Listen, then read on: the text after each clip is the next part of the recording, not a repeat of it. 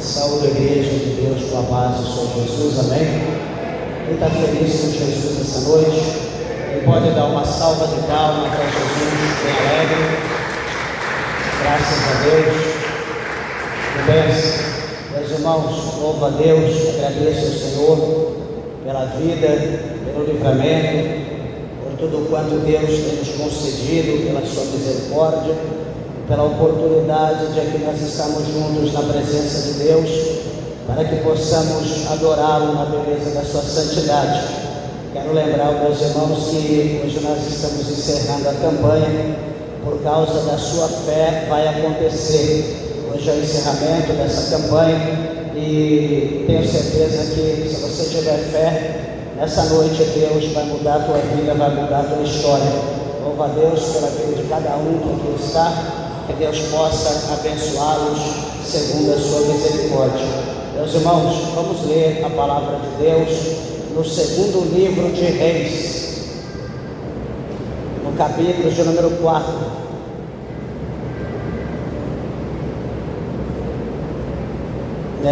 Faço questão de sempre dizer isso. Segundo livro de Reis, porque livro é sufixo masculino. Muitas das vezes, vamos ler em Segunda Reis. Segunda Reis é carta, e Reis não é carta, é livro. Então, se fosse carta, seria sufixo feminino, aí seria Segunda Reis, mas não é.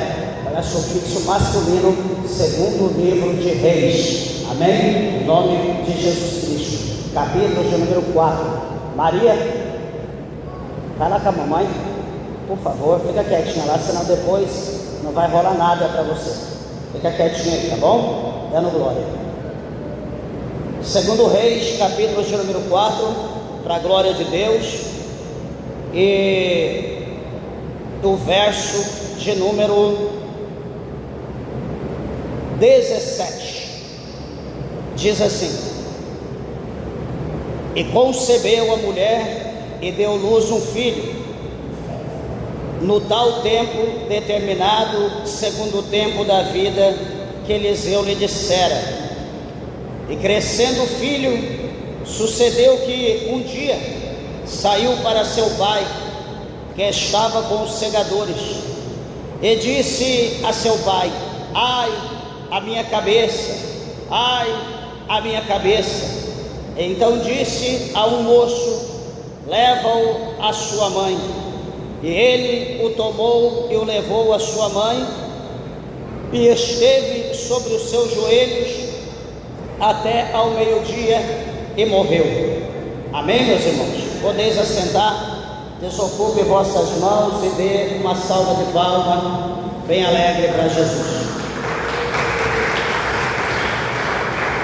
Graças a Deus, louvado é o nome do Senhor. Meus irmãos, peço por favor a tua atenção, a tua reverência, a palavra de Deus. Eu tenho certeza que o Senhor, Ele tem uma mensagem, Ele tem uma palavra para nós nessa noite. Meus irmãos, para nós entendermos esses versículos que nós acabamos de ler, se faz necessário nós voltarmos para o início desse texto que está no verso 8 do capítulo de número 4.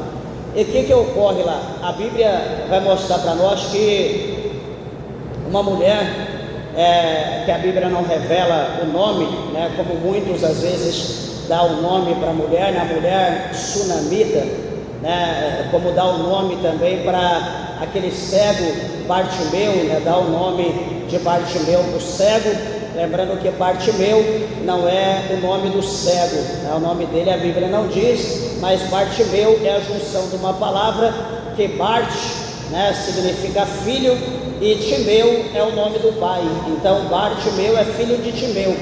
Então a Bíblia não fala o nome do cego.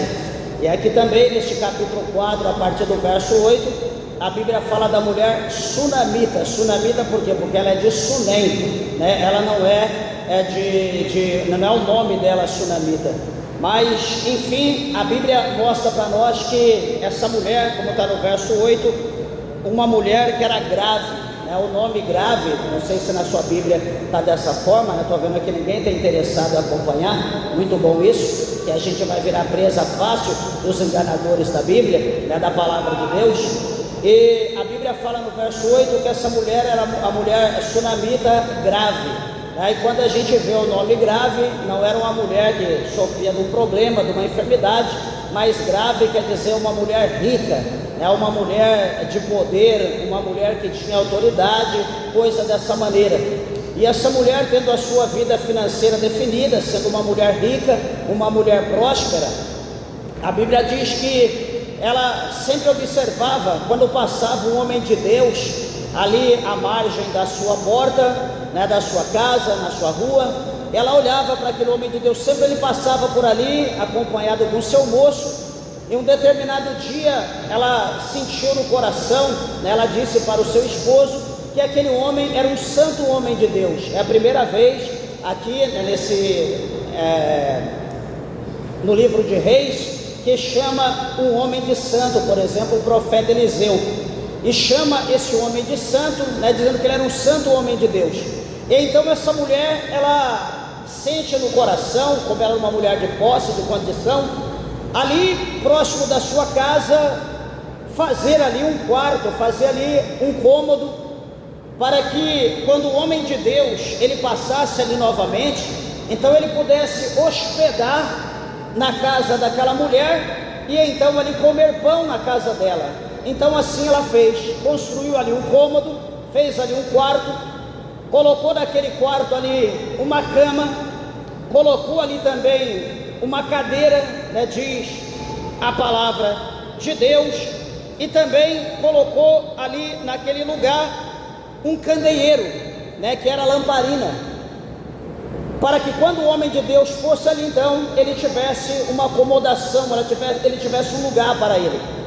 Meus irmãos, veja que a Bíblia não mostra para nós que aquela mulher, ela fez isso olhando para Eliseu no intuito de receber posteriormente, no tempo vindouro, alguma coisa da parte dele.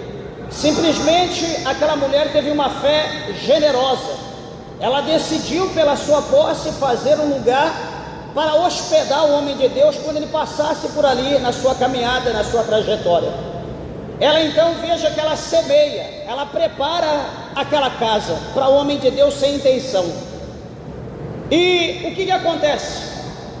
Em um momento da hospedagem, ali naquele quarto, o homem de Deus, ele conversando com o seu servo, ele vai ficar muito grato, muito feliz, de ter uma cama, um lugar para pôr a cabeça, de ter ali uma cadeira para sentar, de ter ali uma mesa para poder ler o rolo, os pergaminhos, de ter ali uma lamparina para que ele pudesse ler à noite, descansar durante o dia.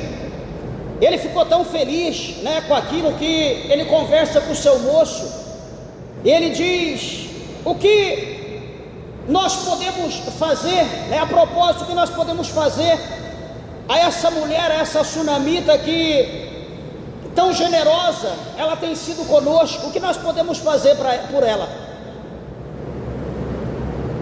A Bíblia vai dizer que o servo chamado Geazi, ou Geazi, como muitos dizem, que era o servo do profeta, ele vai olhar para o profeta, para o senhor dele, e vai dizer: olha, meu senhor, eu observei, eu prestei atenção que essa mulher, ela não tem filhos. Eu também observei que o seu esposo já é avançado em idade, e que provavelmente, dando um filho para essa mulher, ela ficaria muito feliz e alegre e grato por esse presente. Então Eliseu, o profeta, vai dizer: chama essa mulher aqui. E então a sunamita foi até a hospedagem do homem de Deus. Presta bem atenção que a palavra do Senhor vai mostrar para nós que o profeta Eliseu vai dizer para ela: olha, pelo tempo da vida, quando nós vemos na Bíblia dizer pelo tempo da vida, como lá em Gênesis capítulo 18, quando aqueles 3 anjos vão ali até a tenda de Abrão, comem ali, se alegram ali com Abrão, e quando ele diz que Sara ia ter uma criança, pelo tempo da vida, qual é o tempo da vida? O tempo da vida é 9 meses. Então aqui o profeta diz novamente: pelo tempo da vida tu terás uma criança, ou seja, o ano que vem, mais ou menos nessa mesma época, tu vai estar com um filho, com uma criança na mão.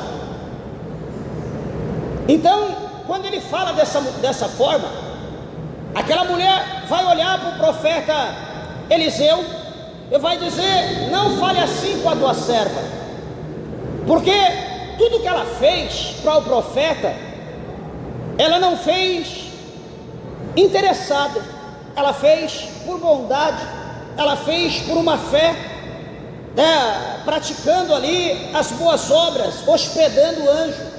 E como o escritor aos Hebreus, lá no capítulo 13, lá no versículo 2 e 3, se não me falha a memória, ele diz para nós praticarmos a hospedagem. É que no tempo passado muitos hospedaram anjo na sua casa sem saber. E essa mulher então, ela hospeda o profeta, e o profeta faz a promessa para ela. Ela diz: não diga dessa forma, quer dizer, não brinque com o sentimento da tua filha, da tua serva. Ela está dizendo: olha, quanto tempo eu esperei por isso, quanto tempo da minha vida eu quis ter um filho, eu tenho de tudo, mas não tenho criança. Era o meu sonho ter um filho, mas é impossível. Meu marido já está avançado em idade, eu sou estéril. Era o meu sonho ter um filho, mas não posso, porque o tempo passado passou e agora chegou a idade. Mas o profeta, ele não diz para ela qual a idade do teu esposo tem vigor, qual é a tua idade, você ainda tem o seu costume de mulher. Ele não perguntou. O profeta só diz: pelo tempo da vida tu vai segurar uma criança. Então, o que nós observamos por intermédio dessa palavra no dito do profeta à mulher? Que ele estava profetizando ali, sendo usado pelo Espírito Santo de Deus, porque o Espírito de Deus era na vida de Eliseu, lembrando que Eliseu era servo do profeta Elias, conhecido como o profeta do fogo. Como o profeta Eliseu é aquele que pediu a Eliseu porção dobrada do Espírito que havia sobre Eliseu, ele recebeu. Então, quando nós lemos Eliseu, as passagens que fala sobre Eliseu, nós vamos ver que pelo menos ele fez 2 vezes mais os milagres que Elias fez no seu tempo de profeta. Então Eliseu não era qualquer profeta, não brincava com a palavra de Deus. E aquela mulher, ela recebe aquela palavra, e algo acontece na vida dela, que o profeta então depois ele vai embora, segue o seu caminho, que ele não passava ali todo dia, era tempo indeterminado. E chega um determinado tempo que o profeta volta ali. Quando o profeta volta, passa por ali, ele vê que de fato aquela mulher, ela tem um filho, ela se alegra, ela se regozija, porque ela tem aquele filho, de maneira tal que antes, melhor a gente entender isso, antes até dela receber a promessa de ter o filho, o profeta perguntou: olha, mulher, nós estamos felizes pelo que tu fizeste por nós, que eu queria perguntar, tu queres que eu fale alguma coisa a teu respeito ao rei? Tu queres que eu fale alguma coisa a teu respeito ao capitão do exército? Ou alguma coisa que a gente possa fazer por ti? Ela vai dizer: não, fica tranquilo, porque eu habito em meio ao meu povo, ou seja, eu tenho de tudo, eu estou em paz, eu não necessito de nada. Então, no tocante a isso, o profeta então profetiza, dizendo que no tempo da vida ela teria uma criança. E assim, meus irmãos, sucede, assim acontece. Aquela mulher, ela fica pejada, ela fica grávida, e aquela mulher tem um filho. E observa, no texto que nós lemos, que essa criança vai crescer, esse menino cresce, e vai chegar o dia que ele vai para a roça com o pai dele. Geralmente os meninos, eles iam para o trabalho com o pai entre 8 a 12 anos de idade. É a época que a criança começa a ir para o trabalho com o pai, para aprender, dos 8 aos 12. Então provavelmente essa criança estava em torno dessa idade, esse menino. E ele então vai para o trabalho com o pai. E chegando lá, o pai trabalhando, lembra que a família era rica, o pai tinha muita coisa e o pai estava administrando ali o trabalho, a colheita, enfim. E num determinado momento, sabemos, talvez o sol muito quente, talvez ali uma enfermidade, talvez um problema de saúde, o menino ele começa a gritar: ai, a minha cabeça, ai, a minha cabeça. E começa a gritar o seu pai. O pai olha para aquela situação, né? Dá para a gente entender que o pai não tinha muita experiência com filho, com criança, também não tinha experiência com problema de doença, de enfermidade de criança. Ele não se preocupa. Ele chama um dos servos e diz: olha, leva o menino para sua mãe. O menino vai para casa, levado para casa, doente, com problema. E a mãe, diz a Bíblia, recebe aquela criança. A sunamita recebe a criança no seu colo, e ela senta a criança no seu colo, e a criança passando mal, passando mal, passando mal. E a criança, a cerca do meio-dia, a criança morre no colo da mãe. Veja, amados e queridos irmãos, que a mãe, né, nós podemos entender isso, que a mãe foi aquela que deu a vida para a criança, né, que foi aquela que gerou a criança nasceu dela, e agora a criança também morre no seu colo. É interessante quando nós olhamos para essa situação. A Bíblia diz que a mulher então ela pega o seu filho, que ela amava, né, que certamente ama ainda, né, não foi sepultado, e ela pega aquela criança, vai até o quarto que ela fez para o homem de Deus, da onde saiu a promessa.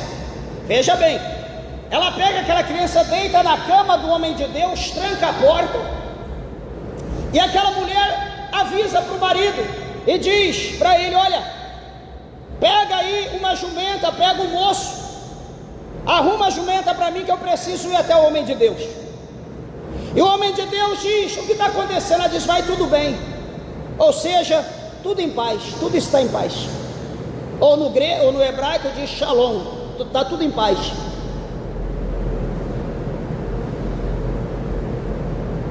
O marido vai dizer: peraí, não é lua nova, não é dia de sábado, por que tu vai encontrar com o profeta? Ela diz: vai tudo bem, fica tranquilo, é um negócio entre eu e ele. E a Bíblia diz que foi então preparado aquele animal, aquele moço então, que aquele servo conduziu a mulher. Ela disse: não pare por nada, não pare para nada, se eu não mandar, só pare se eu mandar. Veja, meus irmãos, que de Sunem, aliás, da onde aquela mulher estava, da casa dela, até aonde o profeta estava, no monte que o profeta estava, segundo a geografia bíblica, diz que era cerca de 25 quilômetros. E 25 quilômetros caminhando com um animal levaria aí cerca de 8 horas de caminhada. Naquela tarde, de meio-dia para tarde, ou seja, seria uma trajetória longa. E detalhe, meus irmãos, a estrada não era como a nossa estrada, o caminho era difícil, era árduo, não era brincadeira. Mas aquela mulher, ela tinha um propósito, ela tinha um objetivo, e aquela mulher então ela foi até o homem de Deus.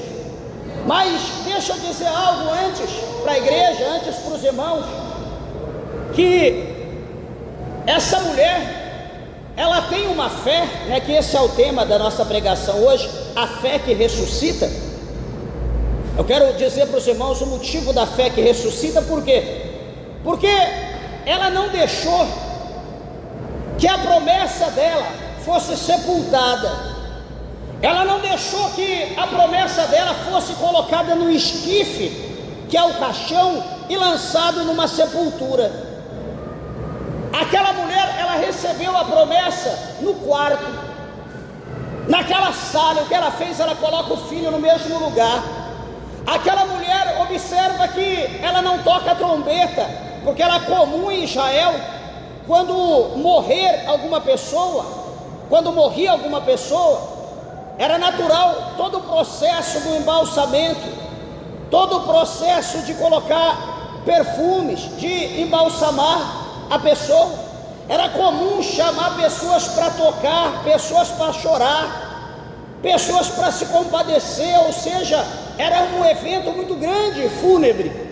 Só que essa mulher, presta atenção, essa mulher coloca a criança dentro do quarto, essa mulher fecha a porta, essa mulher não chama ninguém, ela não conta para o marido que o filho morreu, essa mulher não manda chamar perfumistas para embalsamar o seu filho, essa mulher ela não chama pessoas para chorar, essa mulher teria que enterrar o seu filho de tarde, porque ele morreu, então teria que enterrar à tarde para não ser imundo, ou não se contaminar o lugar. A mulher não faz nada disso, ela recebeu a promessa dentro do quarto pelo profeta, ela vai atrás do profeta, para que o profeta venha até o quarto, e que aquela criança receba o milagre do Deus que fez a promessa, porque ela não pediu para Deus um filho, ela não pediu para Deus uma criança. Certamente ela estava em mente, peraí, eu não pedi para Deus, se Deus me deu, Deus vai ter que honrar minha fé, Deus vai ter que honrar minha fé, porque eu não pedi a Deus para sofrer. Se Deus me deu, Deus então vai ressuscitar, alguma coisa Deus vai fazer. Amados, olha a fé dessa mulher.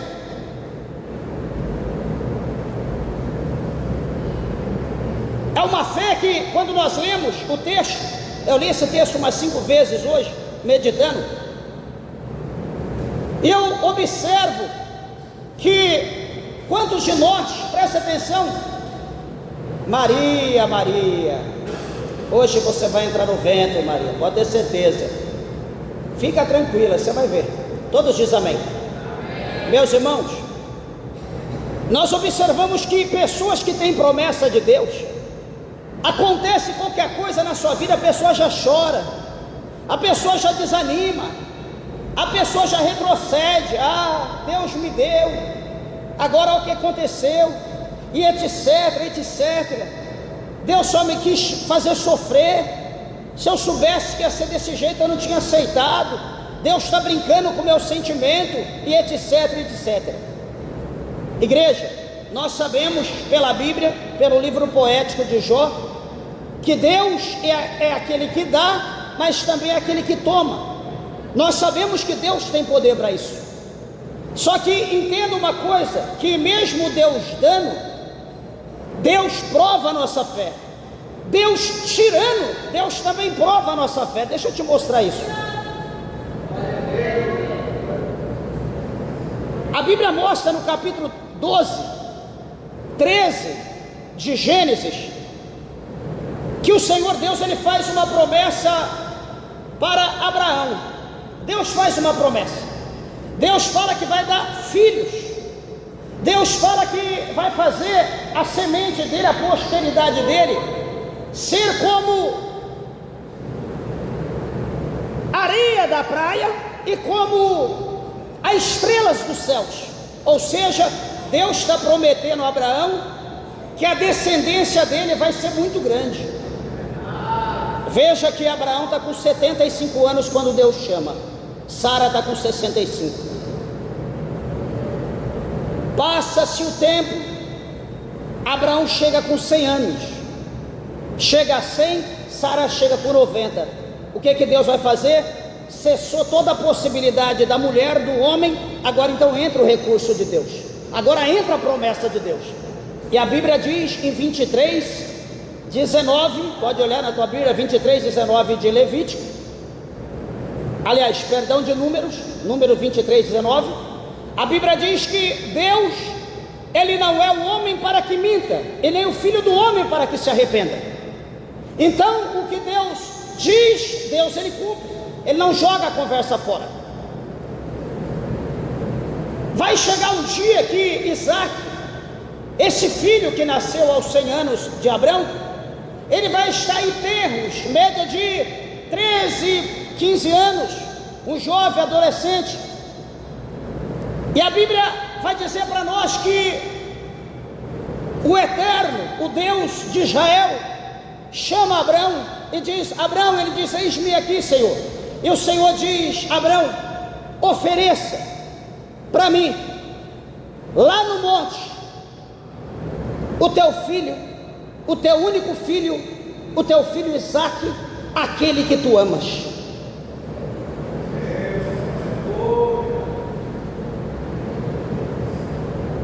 Alguém olha para essa situação, vai pensar: peraí, Deus está brincando com Abraão. Abraão esperou 25 anos a promessa de Deus, Deus cumpriu. Abraão esperou com fé, a fé que faz o milagre acontecer. Ele esperou com fé, o milagre aconteceu.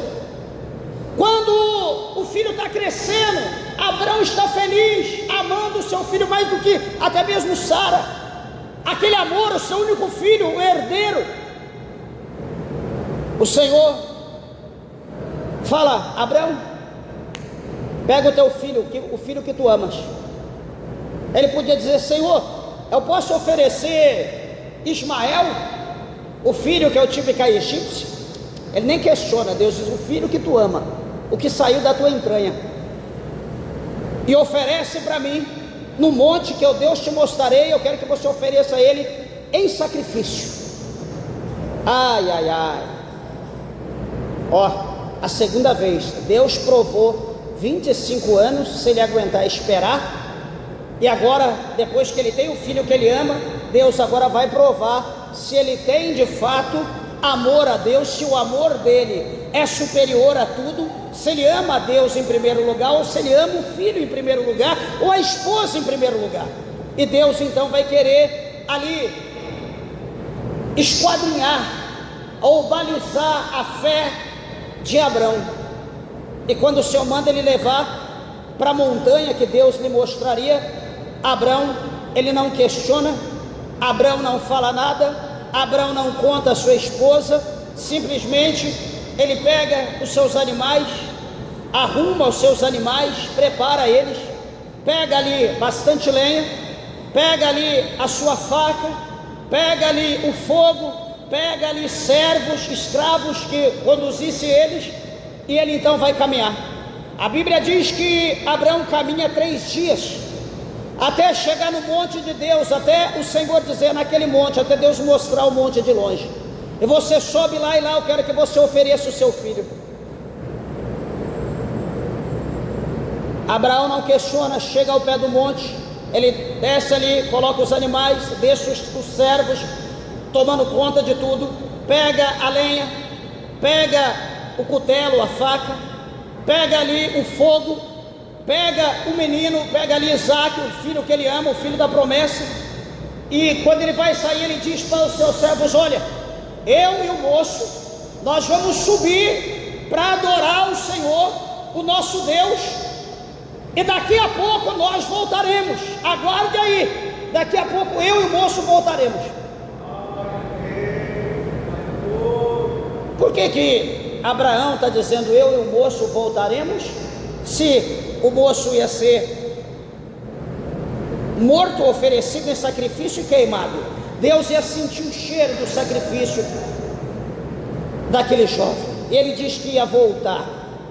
A palavra do Senhor fala para nós lá em Atos, Lucas escreveu dizendo que a fé de Abraão era uma fé tão grande, era uma fé tão poderosa, que mesmo que o seu filho fosse consumido, que ficasse somente cinza, a fé de Abraão era tão grande que da cinza Deus poderia ressuscitar novamente Isaque. Por isso que ele disse: eu e o moço vamos adorar e nós vamos voltar.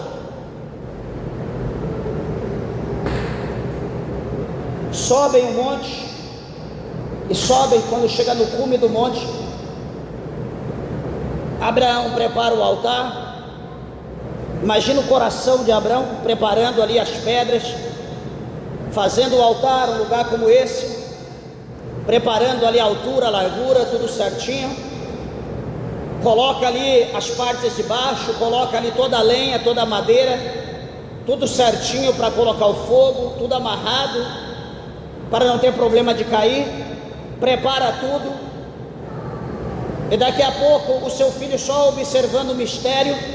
E daqui a pouco Isaque abre a boca e diz: papai, ele diz: eis-me aqui, meu filho. E o filho diz: papai, eu vejo que Está aí o altar, está aí a lenha, está aí o fogo, o cutelo, mas ele não era bobo. Ele diz: como que nós vamos oferecer um sacrifício a Deus se não tem oferta? Cadê o animal? Já pensou, meus irmãos, o sentimento do coração de Abrão? Ele vai dizer: meu filho, fica tranquilo, Deus preparará o cordeiro para o sacrifício, fica tranquilo. E depois de tudo pronto, então Abrão, ele pega o seu filho, ele deita o seu filho sobre aquele lugar, já tudo pronto. Primeiro ele ia imolar o seu filho, ele ia tirar a vida, para depois queimá-lo, né? Oferecer a Deus, ia derramar o sangue para depois colocar fogo. Quando ele coloca o seu filho, tudo está preparado, que ele pega o cutelo ali como machado, ou enfim, como bodão, ele pega para imolar o seu filho, para tirar a cabeça do seu corpo, fazer aquele sacrifício. Diz a Bíblia que do céu uma voz brada com grande estrondo e diz: Abrão, Abrão, não faça tal coisa, porque está provado que verdadeiramente tu amas o Senhor teu Deus. Então, meus irmãos, observa que Deus deu e Deus ia tomar. Só que Deus quer provar a fé de Abrão. Deus queria ver se Abrão ia murmurar, Deus queria ver se Abrão ia contender, ia dizer alguma coisa, se Abrão ia sugerir outra coisa além daquilo que Deus pede. Meus irmãos, Deus não é como criança. Por que eu estou dizendo isso? Porque a criança, quando vê um monte de coisa de comer, ele fica desesperado, coça a cabeça, puxa o cabelo, ele não sabe o que ele pega, porque ele gosta de tudo. Quero esse, quero aquele, quero esse. Espera aí, Deus, diante do seu banquete, Deus, ele sabe exatamente o que ele quer, ele não confunde. E se Deus pediu Isaac em sacrifício, era Isaac em sacrifício. Não era ovelhas, não era camelos, não era Ismael, não era Sara, não era todo o ouro, toda a riqueza que Abraão tinha, era Isaac em pessoa. Não adiantava refutar Abraão, questionar, murmurar, porque ele sabia exatamente o que Deus queria. Por que eu estou dizendo isso, meus irmãos? Porque quantos de nós que Deus pede para nós alguma coisa e nós damos uma que nós não entendemos, dando uma que a gente não compreendeu, dando uma que ficou faltando explicação, dizendo para Deus: espera aí, Deus, isso não, isso é importante para mim, mas pode ser isso. Deus pede o paletó, eu vou: Deus, quer o lenço? Deus pede o paletó, eu vou falar: Deus, quer o lenço? Quer a gravata? Deus quer o paletó. Um exemplo. E por que nós queremos oferecer aquilo que nós achamos conveniente? Eu quero sugerir para os irmãos hoje que o que Deus quer é o que Deus quer. Deus não erra o pedido, como Deus não erra endereço, porque Deus conhece cada um de nós. E voltamos aqui a Sunamita. Ela está indo a caminho do profeta, e lá do alto do monte, a Bíblia vai mostrar para nós que o profeta Eliseu, ele vê a Sunamita.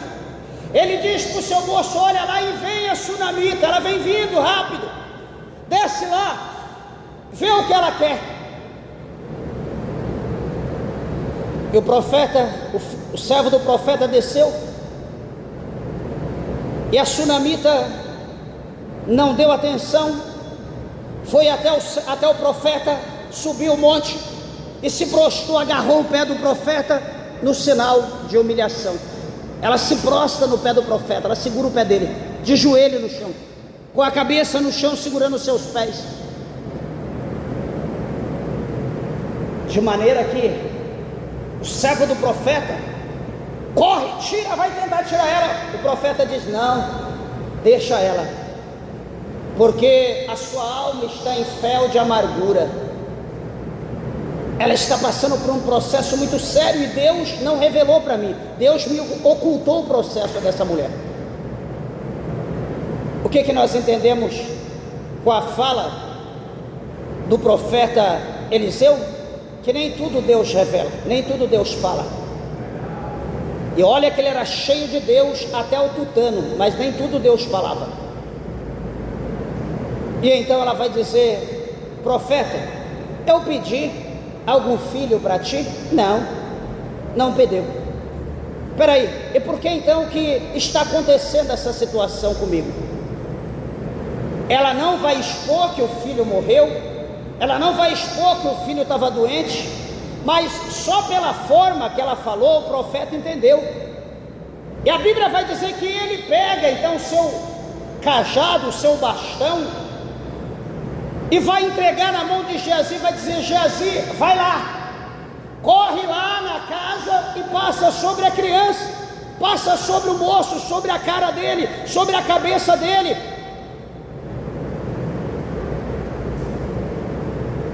E Geazi, então ele obedece e ele vai, sai desesperado, ele se veste e vai embora. A mulher disse: meu senhor,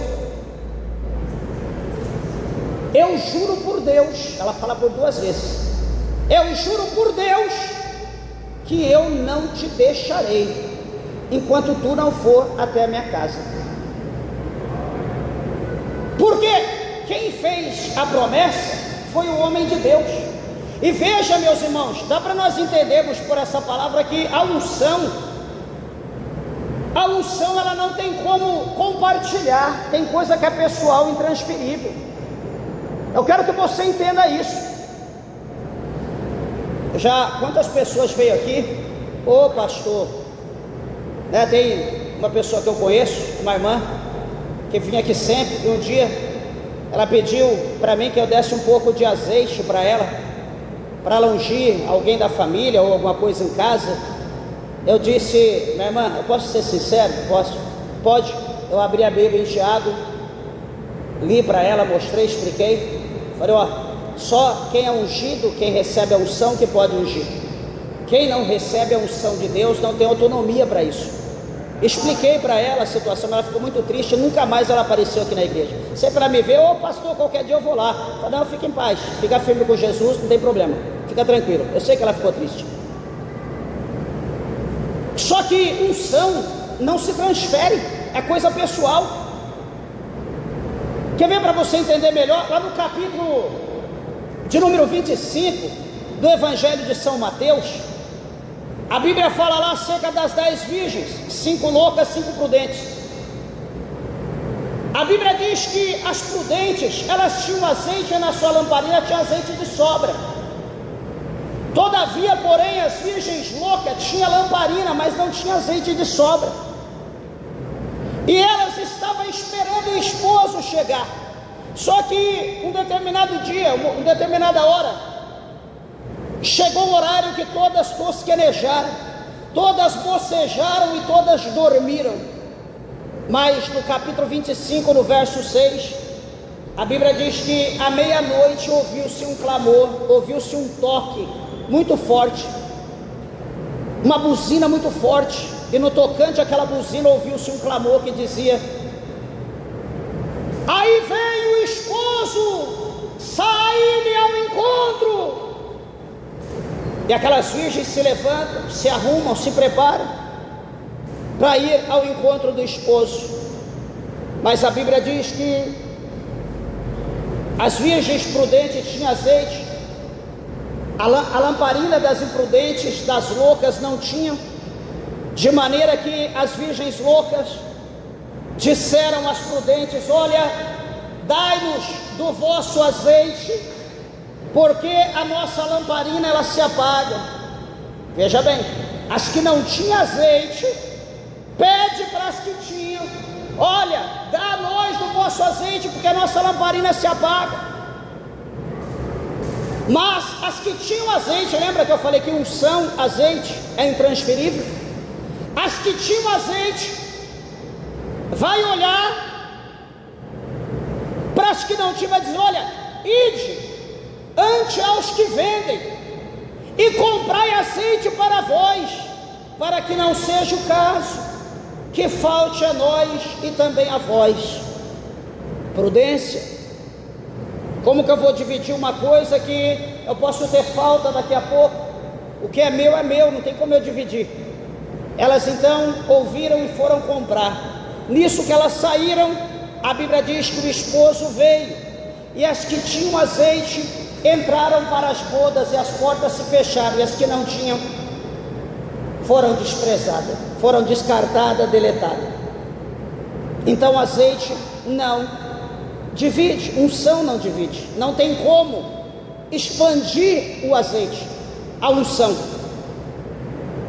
Mas Geazi chega até a casa, passa o bastão de cima para baixo, de baixo para cima, coloca do lado, põe do outro, coloca no pescoço, coloca no braço, põe os braços para segurar o bastão, nada acontece. Ué, mas tinha que acontecer, o bastão de Eliseu é poderoso, alguma coisa tinha que acontecer, nada acontece. O que vai? Resumindo, Geazi volta correndo, encontra Eliseu com a mulher que está vindo. E aí? Não deu certo, nada aconteceu. O menino não acorda, ele está morto.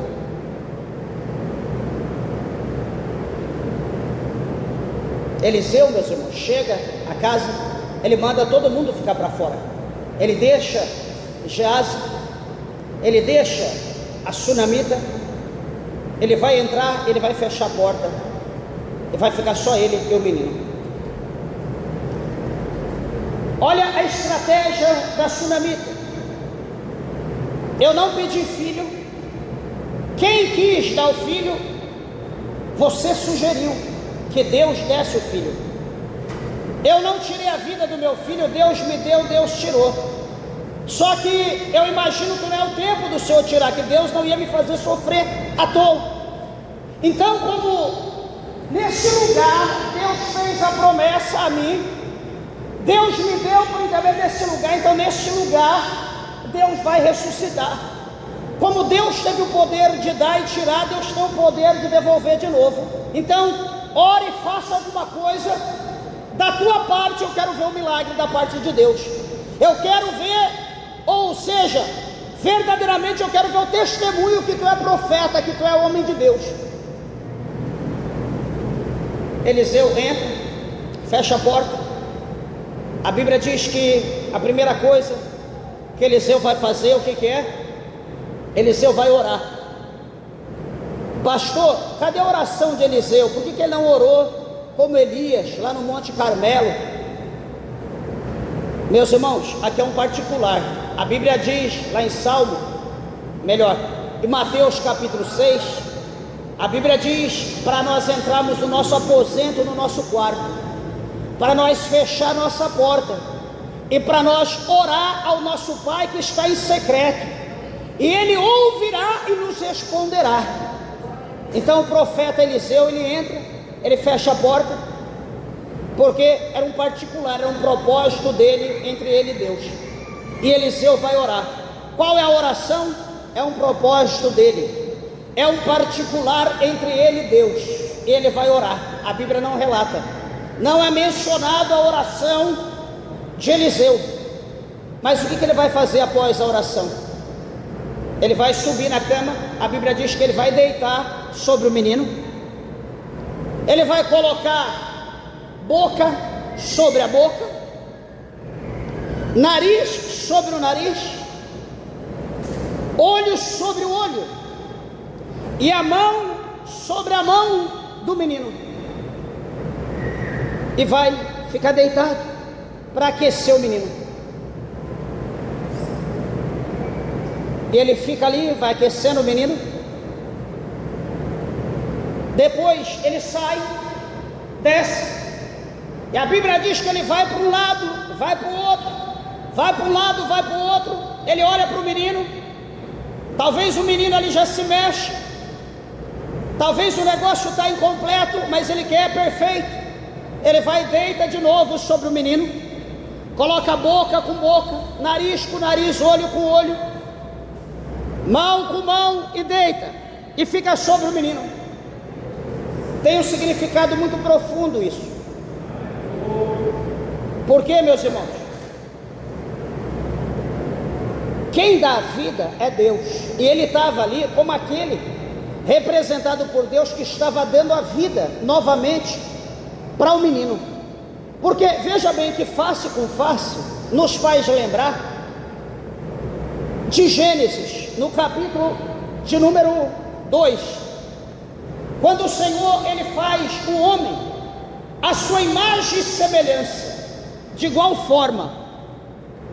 Então Eliseu estava representando essa imagem. O fôlego de vida da boca, o ar, a respiração de Eliseu sobre o menino representava ali o fôlego de vida, que quando Deus ele formou o homem à sua imagem e sua semelhança, estava lá um boneco feito de barro. Então o Senhor fez o que? Ele assoprou o fôlego de vida nas narinas daquele menino, ou daquele boneco, e ele se tornou alma vivente. E ali então Eliseu faz a mesma coisa, e ele sai de cima daquele menino, e aquele menino, diz a Bíblia, que ele vai tossir 7 vezes. Ele vai tossir, tosse, e ele então se levanta. O profeta levanta ele, tira ele da cama e abre a porta e diz para o seu moço: chama essa sunamita. E a sunamita então é chamada e ela vem. A Bíblia diz que quando ela chega, quando ela vê o filho, a primeira coisa que ela faz é prostrar diante do pé de Eliseu. Ela se prostra.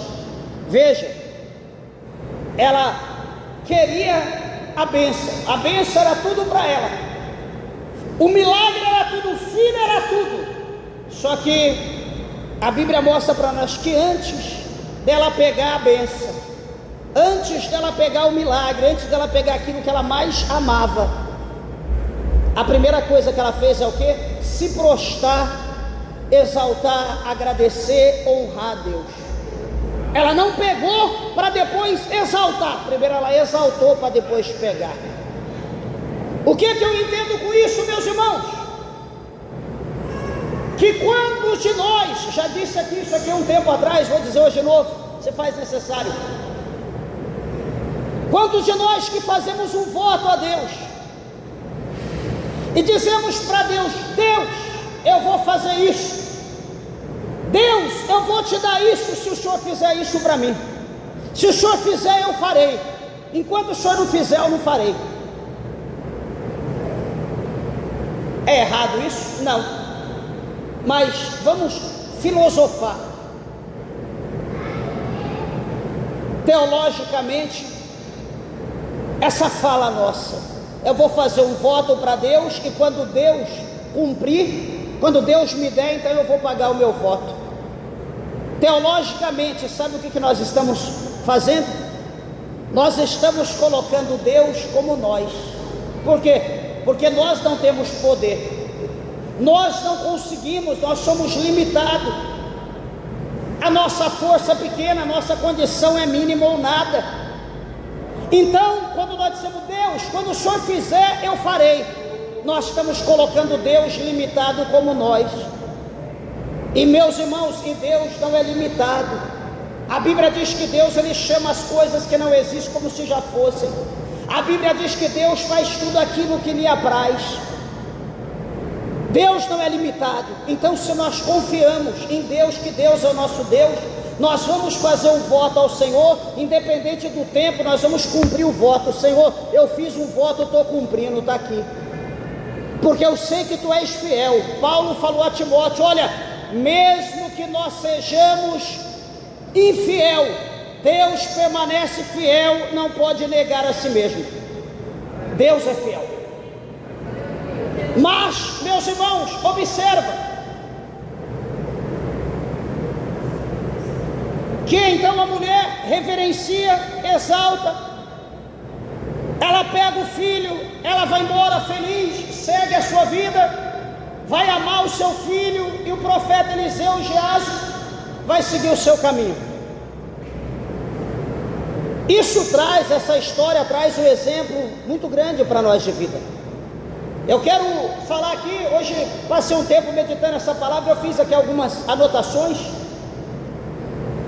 de alguma situação aonde essa mulher sunamita, ela exemplifica e perfeitamente o nosso tema. Por causa da sua fé vai acontecer. Por que ela tem esse exemplo? Por que o exemplo dela é perfeito? Eu peguei 7 pontos em cima do que nós falamos.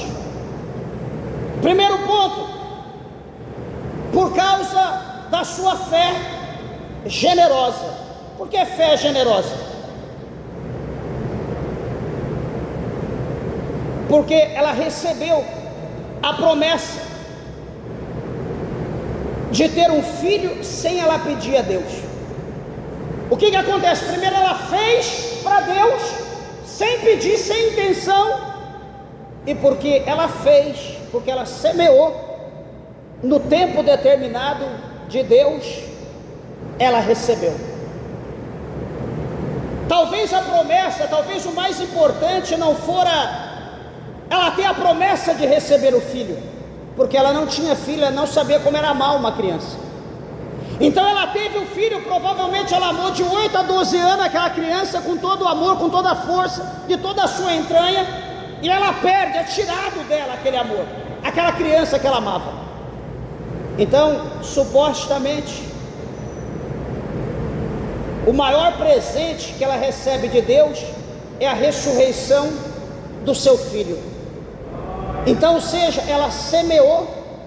Imagino que não só a criança foi o melhor que ela recebeu, mas o melhor foi depois de tantos anos, ela recebe a criança de novo, viva, como sempre foi, com toda a saúde, para que pudesse viver. Ela ia embora, o marido ia embora e a criança ia continuar sendo o herdeiro legal de tudo. Então a primeira coisa foi a fé generosa da mulher. E aí a gente pergunta: como está a nossa fé? Está havendo generosidade na nossa fé? Ou nós estamos fazendo as coisas só em câmbio, só querendo ganhar, só querendo receber alguma coisa em troca? Se nós estamos fazendo alguma coisa querendo receber alguma coisa em troca, isso não gera generosidade, porque a generosidade, quando ela é aplicada, ela faz por amor, ela não faz por receber alguma coisa em câmbio, por alguma coisa em troca. É como comparar o amor de Deus. O amor de Deus, Deus deu o seu amor por nós, independente que eu ia amar Jesus. Se eu não ia amar Jesus, não importa. Deus, Ele provou o seu amor, Ele deu o seu amor, independente de eu amando ou não, Ele deu. Então, quando nós somos generosos, é dessa forma. Nós não queremos nada em troca, não fazemos alguma coisa para receber. Então, no tempo determinado, essa mulher alcançou de Deus pela sua generosidade. Segunda coisa, por causa da sua fé, que declarou ou que declara Shalom. Quando ela diz que vai tudo bem, ela diz: tudo está em paz, mesmo o filho morto, mesmo ela angustiada, mesmo ela sofrendo, ela não tocou trombeta: olha, estou morrendo, estou mal, estou com problema, perdi meu filho que eu amo. Essa mulher, ela permaneceu com a sua fé de paz, ela permaneceu em paz, ela manteve a sua esperança viva, porque ela sabia que fiel foi aquele que fez a promessa e que também tinha poder para restaurar, para restituir, para devolver a ela. Será que quando Deus tira alguma coisa nossa, ou alguma coisa acontece na permissão única de Deus, será que nós ficamos felizes, em paz? Será que nós temos a esperança da restituição? Ou será que nós abrimos a nossa boca para questionar Deus, como o povo de Israel fazia constantemente no deserto? Terceira coisa, por causa da sua fé, que age profeticamente ou agiu profeticamente, ela depositou o filho onde a promessa foi dada. Nós não falamos isso? A promessa foi dada onde? Dentro do quarto. Aonde ela colocou o filho?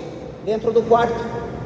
Ela trancou o filho lá dentro, para que ele pudesse, pela fé, ser gerado de novo. A promessa foi gerada lá dentro. Então ela acreditava que poderia acontecer novamente, que Deus poderia fazer de novo. Então essa mulher mostra um exemplo de fé viva. Quarta coisa, por causa da sua fé que busca presença, essa mulher, ela rejeitou soluções parciais. Como assim soluções parciais? Ela foi até o profeta. O profeta disse para o moço ir lá com um cajado, com a vara. Ela poderia voltar, tá bom, vamos lá. Não, quem fez a promessa foi o profeta. Não foi o cajado, não foi o servo do profeta, foi o profeta. Ele que fez a promessa, então ele que vai lá para ser o canal de milagre. Os irmãos estão entendendo? O que eu quero dizer com isso? Se nós temos acesso direto a Deus, né? Por exemplo, aqui alguém que talvez não é crente, alguém que talvez aqui seja católico, que acredita em Deus, mas não sabe o que fazer.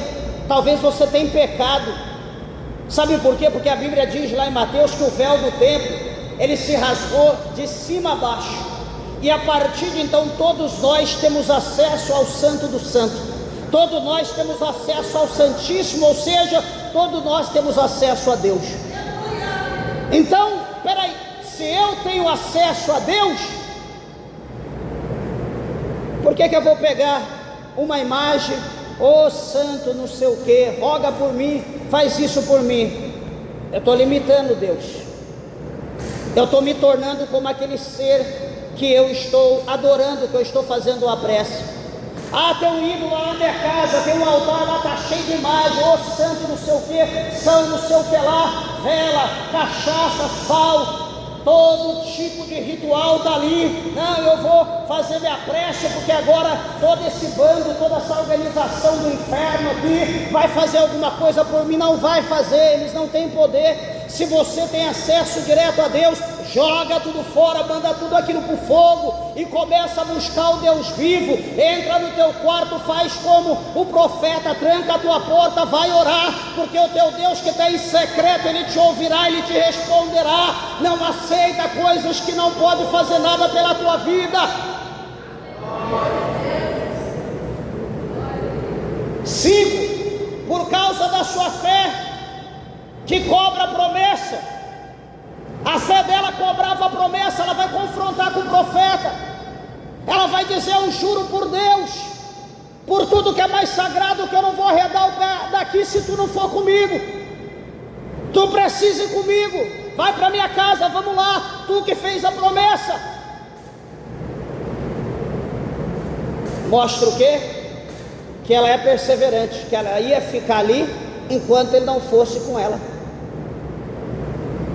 Isso mostra para nós a perseverança dessa mulher. E quantos de nós começamos uma campanha, não temos força para concluir, abrimos mão do propósito por qualquer coisa? E quantos de nós estamos numa areia movediça? Quantos de nós estamos no lamaçal? Não é porque Deus é ruim, é por causa de nós que não temos palavra, é por causa de nós que não temos força para cumprir o nosso voto, o nosso propósito colocado diante de Deus. 6ª coisa, por causa da fé persistente. Essa mulher, ela viajou 25 quilômetros sem desistir daqui em Campo Norte. 25 quilômetros. Alguém pode pensar que é pouco andando, mas não é. É uma boa caminhada. Andar no asfalto, na rua lisinha é fácil. E nas estradas, nas trilheiras, sobe monte, desce monte, passa por água, como era nos dias dessa mulher. Ela perseverou, ela persistiu, ela tinha uma fé persistente. Ela só ia parar quando ela conquistasse o seu objetivo. É um exemplo para nós.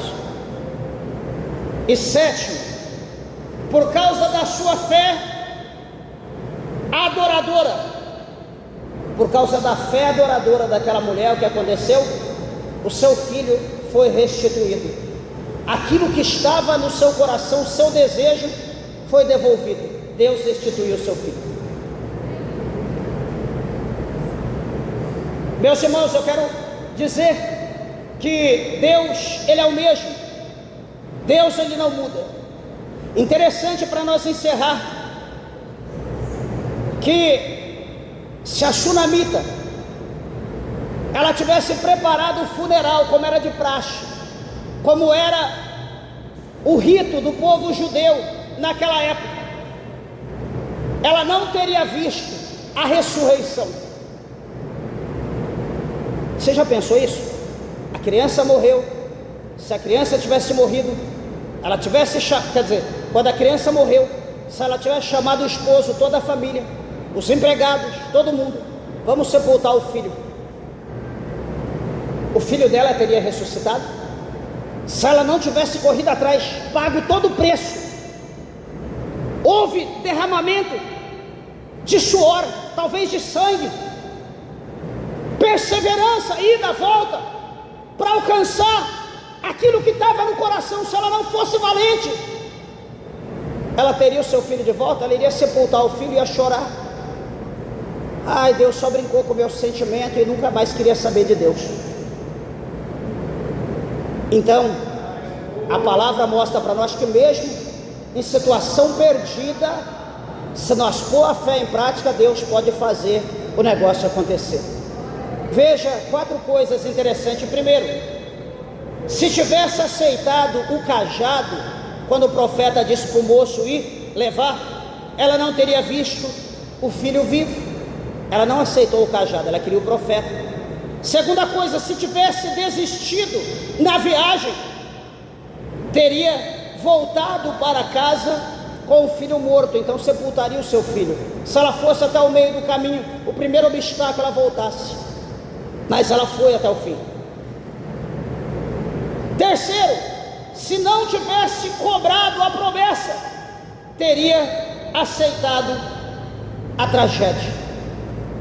Se ela não tivesse cobrado, ela disse: eu não pedi, eu não falei nada, eu não sugeri, eu não disse, olha, eu quero um filho. Mas como foi, como veio de Deus, então o Senhor vai fazer alguma coisa. E aqui a Bíblia dá para nós essa base, que nós podemos cobrar o Senhor quando Deus nos dá alguma coisa, mas para isso nós precisamos ser fiel. E eu quero dizer aos irmãos, encerro, que por causa da fé dessa mulher, aconteceu aquilo que ela necessitava. E eu digo a você, será que como que está a tua fé hoje? A tua fé é uma fé perseverante?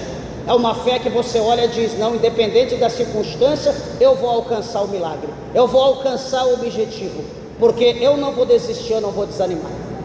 Então que você guarde essa palavra no teu coração, coloque a tua fé em prática, e eu tenho certeza e creio que você será bem-aventurado, bem-aventurada, em nome de Jesus Cristo. Amém? As palmas bem alegres, exalta o nome do Senhor.